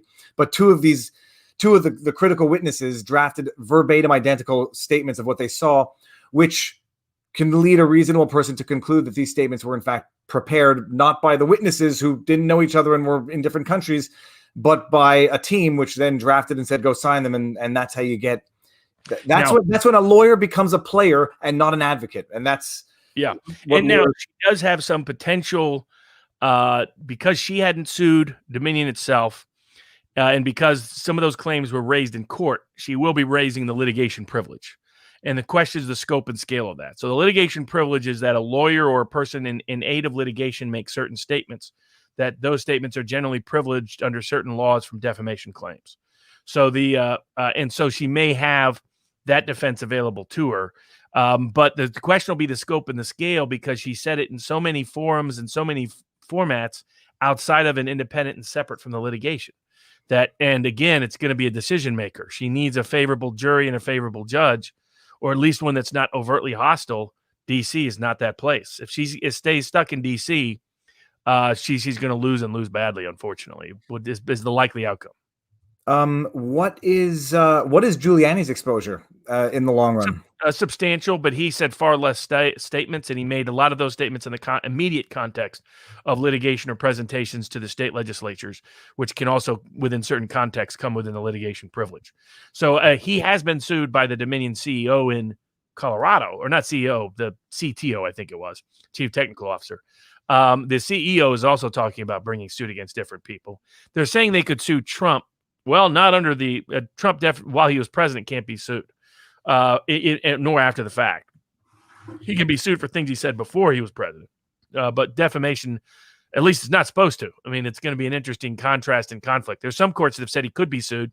We'll see. That will relate, of course, to my Covington case suit. But that's focused on Congress. Members of Congress are supposed to have less immunity from defamation than executive officials. So we'll see how that works. But I don't think they have viable claims against the president currently. He also said far less. Most of his statements were generic and vague. He only got caught up in one or two statements they can make hay out of. Nothing like what Powell have unfortunately said. I mean, again, she kept going further and further and further. Chinese involvement, Iranian involvement, Lebanese involvement, Venezuelan involvement, Cuban involvement. None of this will end up being borne out, or that she'll be able to prove. And now they do have to prove, because Dominion's a public entity, they do have to prove that and they're suing defending the Republic. So my guess is they're looking for lists. They're looking for whoever contributed to her and so forth too. I also have my suspicions about Dominion giving the timing. They could have made this more clear way back at the beginning. Might not have made a difference, but the fact that they didn't allowed things to get developed in such a way that, remember what we talked about, that they can sue for real economic damages to their public reputation, ability to get future contracts. And I'm sure they are going to have a problem getting future contracts. And that's how it's a $1.3 billion claim. And because you can't bankrupt out of defamation, what that means is that Powell, depending on what state you're in, in Texas, you can keep your home from a civil suit. But most places, it's like minimum wage is all you're allowed to keep. Everything else they're able to take, depending on the case. And if she isn't protected in advance from an asset protection perspective, and that's one of the things I'm recommending everybody. Time to get a backup plan. Backup plan in terms of technology, backup plan in terms of your assets, backup plan in terms of residencies and citizenships and physical location. Be ready to walk out on anything you need to in 15 seconds flat if you feel the heat around the corner, to quote the great movie Heat. And it's only when he forgets and goes back that he gets into trouble. So I think that's our second cinematic reference. Some other ones, if you want to watch them, looking at how QAnon has manipulated people's behavior, trying to understand it. Both Manchurian Candidates are probably useful to watch. So the first one is much better. Parallax View with Warren Beatty, probably a pretty good film to watch these days. And Arlington Road with Jeff Bridges, probably a pretty good movie to watch these days. And how do you get people to do things against their own will or knowledge that hurt and harm the cause or person they care about? And so they took Wood on a ride, and they took Powell on a ride, and now both have managed to two lawyers that were seen as effective anti-establishment lawyers are now self-discredited and on the track to disbarment and bankruptcy, unfortunately. All right. That's it. I mean, we're gonna follow the Dominion lawsuit. It's fantastic. I mean, for everybody who's saying there's going to be discoveries, it's part of the strategy. And I'm sure she'll try. And she'll get some stuff. But again, it depends on what court she's in. If she's in front of that DC court, they're probably going to limit. Like, here's the thing: some people think, hey, if I lie about somebody and get them to sue me, I get to discover everything about their life. No. That's not how that works. It's got to be what you knew and what you had reason to know. And if truth is your defense, you have certain limited areas where you can go in and do discovery. It's not just broad scale, wholesale, anything and everything, every communication, every email, every text. unlike what Lynn Wood was saying. That was a cue, by the way, that Wood really hasn't fully litigated a lot of defamation cases. He sues for big amounts, gets big attention, gets a much smaller settlement typically, and then the case goes away. The few cases it goes to trial, like the one he took against Elon Musk, which looked to be an open and shut, he completely lost. So yeah, some of his insights on defamation were not very insightful, in my view. So there's limits on what you can discover in discovery. There's some information you can get. There's a fair amount you can get. And if that was her goal, she'll get more discovery than she would have otherwise been able to. What happens when she can't prove it? That'll make it even look worse. And my guess is 90% of what she thinks she's going to be able to prove, she's not going to be able to prove. Oh, sorry, I'm on mute. I'm reading the lawsuit. Look, they make some good points, but the lawsuit also reads like a promotional pamphlet for Dominion. How good they are, what they were trying to, find solutions for disabled people to vote. There's a tremendous amount of self-serving stuff, as there is in every lawsuit, but there's factual elements that you cannot ignore, you can't walk back on, and you have to deal with. And it goes back to like the first time I heard Sidney Powell talk, it's like, I detect confidence, but I need to see this before I make any statements. And then, we're today and we're where we are. Yeah. And again, remember they had opportunity to retract some stuff and it was, all right, let's go. Let's fight. That's almost never a good idea. I'm like, even if you want to fight, you respond with a detailed letter that says, here's why I think I'm right. Please show me where I'm wrong. If I'm wrong, I'll retract. I'll correct. She did none of that. And several, stations, other places are vulnerable. So, some people have taken themselves out of the game effectively by making some mistakes in this. But that doesn't change the equation. It just changes which generals are on the battlefield. It ain't going to change that the battlefield's still going to exist in the political world and that you can use constitutional legal remedies for your defense and so forth. Okay, and this might be the good one for the last topic. We need to finish at a hard 2 hours for a number of reasons, one of which is so I can make sure to get this up on Rumble ASAP, but also because obligations. And first things first, 12,768. Everyone, go hit the thumbs up so we can see it go from like 4.7 thousand to like 7,000 in 1 second. The little thingy thing there, if you don't mind. Thank you. Okay, I just pulled up a comment said Barnes is depressing tonight. Barnes is, and this is my experience, and I've known you, Robert, now for it's been a long time. You're neither depressing. I find you more optimistic and uplifting than depressing, but you are realistic and informative. So take Donald Trump's approach, art of the deal. Always hope for the best, and there's plenty of reasons to hope for the best, but always plan for the worst. And then you're not like Parler and you don't get behind the 8 ball. So, find every way to have secure technology and secure means of communicating and following those that you want to follow and be informed with and be connected to. Viva Barnes, that's why we created the Locals Board, vivabarneslaw.locals.com. You can go there. You don't have to be a paying subscriber. You can just be a board member. About 80% of the information on the board is free.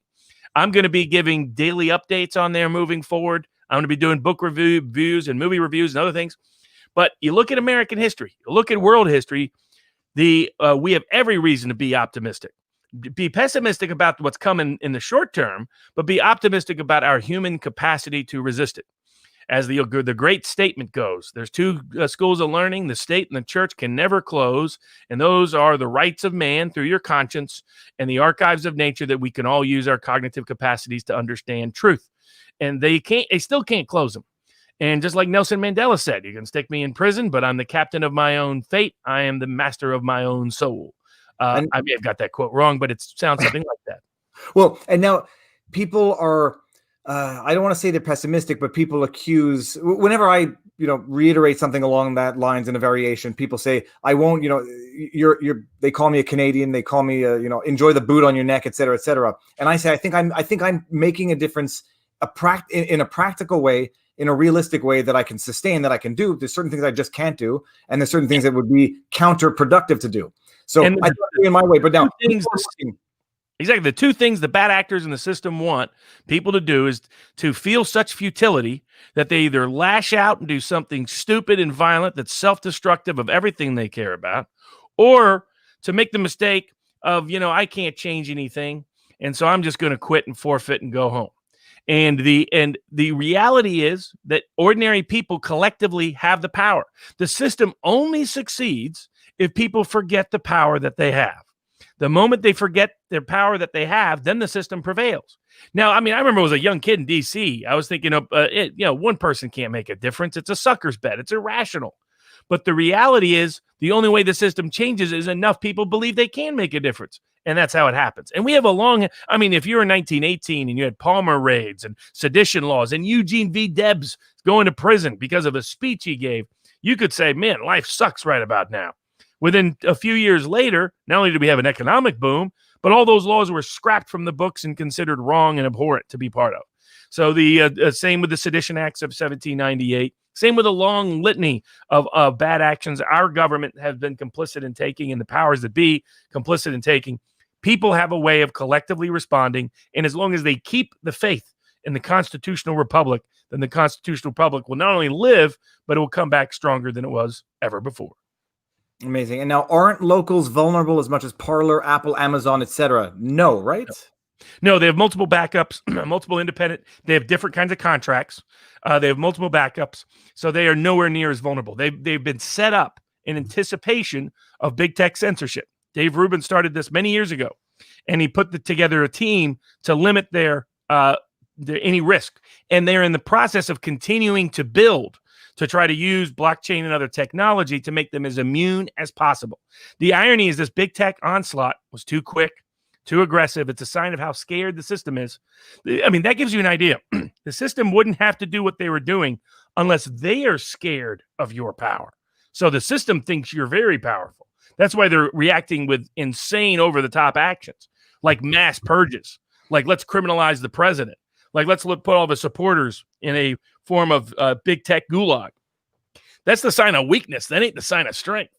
But no, Locals has been built to do this, and other places. Rumble has been built to try to survive this as best as possible, and they're continuing to use new technologies. And the new part of the revolution is going to be Bitcoin and blockchain driven. That is as independent and separate from the system's ability to control and shut down as is humanly practicable or conceivable. And if we have to go back to ham radios and old delivered mail, well, we can do that too. The human spirit has a way of conquering the worst of oppressors. And I'm trying to think, we have time for one more topic before we end this. Which one? I'm looking. Oh, people were asking about the no-fly lists, and I'm not sure I know. Yes. They are back. So people they're just at the rally have been put on the no-fly list without notice. So there's ACLU litigated this for many years in the terrorism context because that's when they first started up with this no-fly nonsense. I've always been opposed to it. And there's supposed to be due process in place because it's like anything else. You're a United States citizen before any right can be deprived of you. And there is a constitutional right to travel within the Constitution. It's where the fact that states cannot require you to register to vote less than 30 days before Election Day. That's the 30-day cap that they can do. More than 30 days before they can't require. Why? Because the Supreme Court said you have a right to travel as part of the protections under the U.S. Constitution. So their ability to, and there's due process rights involved. So, and they've been trying to circumvent that, and there are a couple of bad decisions out there on the no-fly list. No, we're definitely going to be challenging and contesting that. The Free America Law Center that I helped started, there's a wide range of it. We're going to be going at the lockdown lawsuits. We'll be debating Dershowitz Tuesday on the forced vaccines. Number one. Number two, we'll be going at election law reform. I think a lot of election law reform that can pass that can minimize this ever happening again. And third, all of these other restrictions, whether that are coming from the new domestic terrorism laws, the new Patriot Act on steroids, whether it's the no-fly provisions, not being able to get library card access. I'm going to be bringing a major claim soon against a major bank that was politically discriminating against an investor.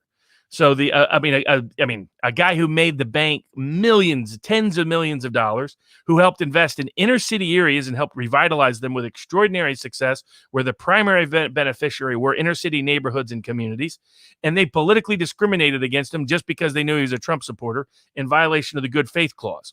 And I'm trying to come up with ways, both in the employment context, in the access to education context, access to airlines, access to travel, all of it, to be able to establish ways we can get legal remedy. In some cases, we may need new legislation passed in new states. In other cases, there is law in the books. One theory I'm pursuing is that these are violations of public policy. Certain firings in violation of public policy are actionable under U.S. various state laws. In addition, in some states, they actually prohibit political discrimination, such as California and some other places. Many of these companies are California connected. In other places, there's other laws that prohibit the manner that say, for example, if you have a contract, you have to operate in good faith. My theory is that if you target someone for political discrimination, that's not acting in good faith. So I'm looking at every legal theory and strategy out there to help architect a legal onslaught in defense of constitutional liberty against the repressions that have happened and are coming.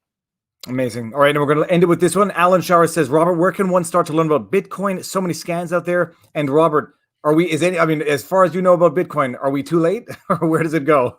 No, it's probably still going to go up. You look at Bitcoin, if you buy it at any point within 2 years, I believe, since its founding, you will have never lost money over time. In other words, even when it takes a drop, within 2 years, it will be higher than when you bought it. Extraordinary in that way. And the things that are driving it are going to keep driving it. Even JP Morgan and some others were talking about it reaching 100,000.